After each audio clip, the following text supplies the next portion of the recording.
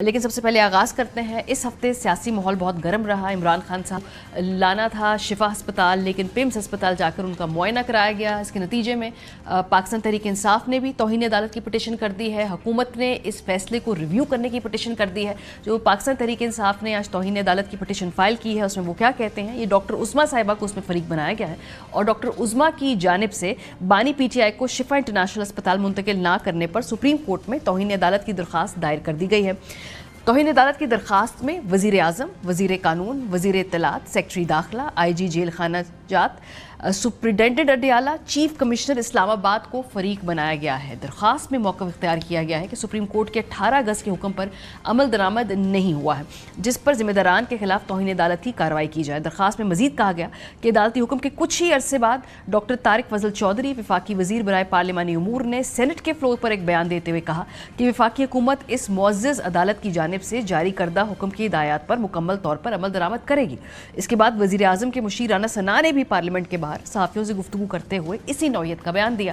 تاہم 18 اگست کی شام کو وفاقی وزیر برائے قانون انصاف کی جانب سے دیا گیا ایک بیان اخبارات اور سوشل میڈیا پر گردش کرنے لگا اور بیان میں کہا گیا کہ حکم ان قانونی ضوابط کے دائرہ کار میں نہیں آتا جو جیل قوانین کے تحت کسی سزا یافتہ قیدی کو سہولیات فراہم کرنے سے متعلق ہے، اور اس بنا پر وفاقی حکومت اس معزز عدالت سے مذکورہ حکم پر نظر ثانی کی درخواست کرے گی.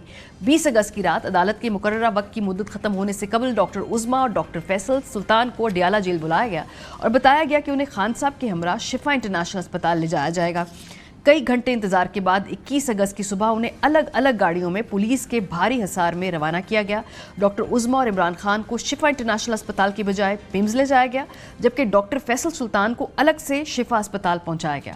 پیمز میں عدالت کے حکم کے مطابق مکمل طبی معائنہ اور میڈیکل بورڈ تشکیل دینے کی بجائے صرف آنکھوں کا معائنہ، انجیکشن اور بلڈ پریشر چیک کیا گیا.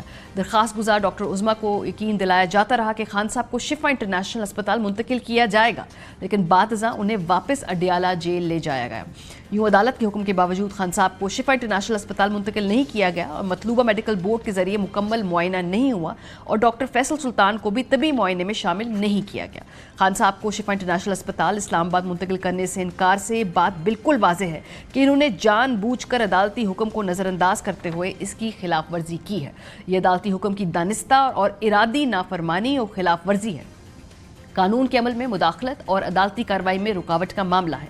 یہ طرز عمل اس معزز عدالت کے اختیار اور وقار کو مجروح کرنے اور عدالت کو بے توقیر، تمسخر اور توہین کا نشانہ بنانے کے مترادف ہے.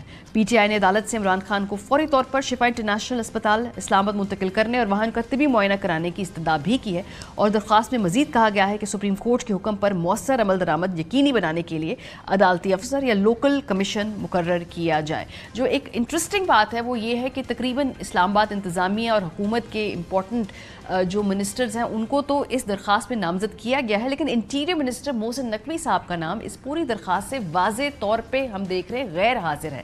کیونکہ پاکستان تحریک انصاف نے محسن نقوی صاحب، جن کی ایڈمنسٹریٹو پاورز ہیں کہ اسلام آباد کے اندر کدھر کس طرح سے پولیس کو موبلائز کرنا ہے، کیسے کانوائز ڈیسائیڈ ہوں گے، کون کدھر جائے گا، اس کے باوجود اس میں ان کو فریق نہیں بنایا گیا. دوسری طرف حکومت جو ہے اس نے عدالت میں دوبارہ اس فیصلے پہ نظر ثانی کرنے کی اپیل بھی دائر کی ہے اور درخواست میں موقف اختیار کیا ہے کہ 18 اگست کے فیصلے میں بنیادی نوعیت کی ایک قانونی اور ضابطہ جاتی خامی موجود تھی، کیونکہ کسی سزا یافتہ قیدی کو علاج کے لیے اسپتال منتقل کرنے سے متعلق مقررہ طریقہ کار کو نظر انداز کیا گیا ہے. اسی بنیاد پر درخواست میں کہا گیا کہ حکم نظر ثانی کے قابل ہے. چیف کمشنر نے آئین کے آرٹیکل 188 کے تحت نظر ثانی کی درخواست دائر کی اور موقف اختیار کیا کہ 18 اگست کا حکم بظاہر امتیازی نوعیت رکھتا ہے. نظر ثانی کی درخواست کے مطابق کسی سزا یافتہ قیدی کو نجی اسپتال میں علاج کی سہولت فراہم کرنے کا حکم، خصوصاً ایسی طبی رپورٹ کی بنیاد پر جس میں فوری طبی علاج کی ضرورت ظاہر نہیں کی گئی، پورے فوجداری نظام انصاف کو متاثر کر سکتا ہے. درخواست میں مزید موقف اختیار کیا گیا کہ اسی طرح کی صورتحال رکھنے والے دیگر قیدی بھی عمران خان کے لیے دی گئی خصوصی سہولت کا مطالبہ کر سکتے ہیں جو جیل قوانین کے خلاف ہوگا. درخواست میں 1978 کے جو پاکستان پریزن رولز ہیں اس کے رول 197 کا حوالہ بھی دیا گیا کہ 18 اگست کا حکم جہاں تک عمران خان کو نجی اسپتال منتقل کرنے کا تعلق ہے جیل قوانین کے بنیادی نظام سے مطابقت نہیں رکھتا ہے. قوانین کے مطابق قیدیوں کے علاج، معائنے اور رہائش کے جیل ہسپتال کی سہولت موجود ہے، جبکہ ضرورت پڑنے پر انہیں سرکاری سول ہسپتال یا ڈسٹرکٹ ہیڈ کوارٹر ہسپتال منتقل کیا جا سکتا ہے.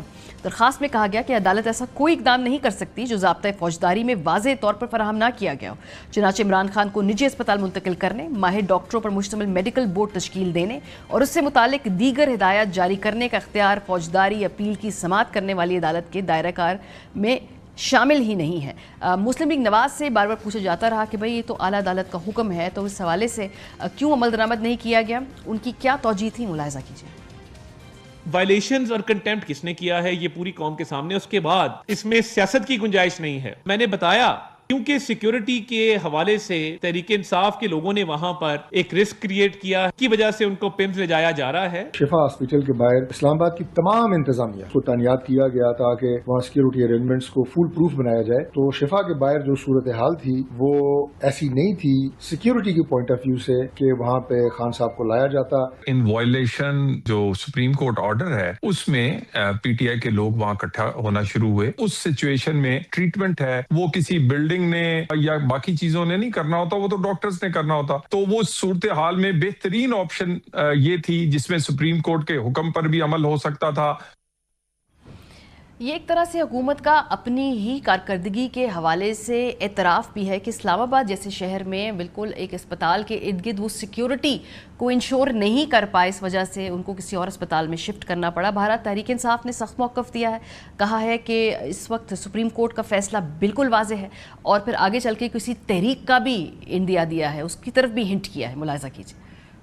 بڑی بدقسمتی ہے، جو کچھ ہوا اس کی توقع نہیں تھی. کوئی ہے جو نہیں چاہتا کہ مسائل کا کوئی حل نکلے. سپریم کورٹ کے آرڈر میں کسی قسم کا ابہام نہیں تھا. شفا انٹرنیشنل ہسپتال کے گرد کوئی ہجوم کھڑا نہیں ہوا. ایک جھوٹا بیانیہ بنایا گیا ہے وزیر اطلاعات کی جانب سے. یہ مقدمہ پاکستانی قوم کو لڑنا ایک پری پلانڈ معاملہ تھا. سوچ سمجھ کے انہوں نے پلان کر کے سپریم کورٹ کی کنٹیمپٹ جو ہے وہ انہوں نے کی ہے.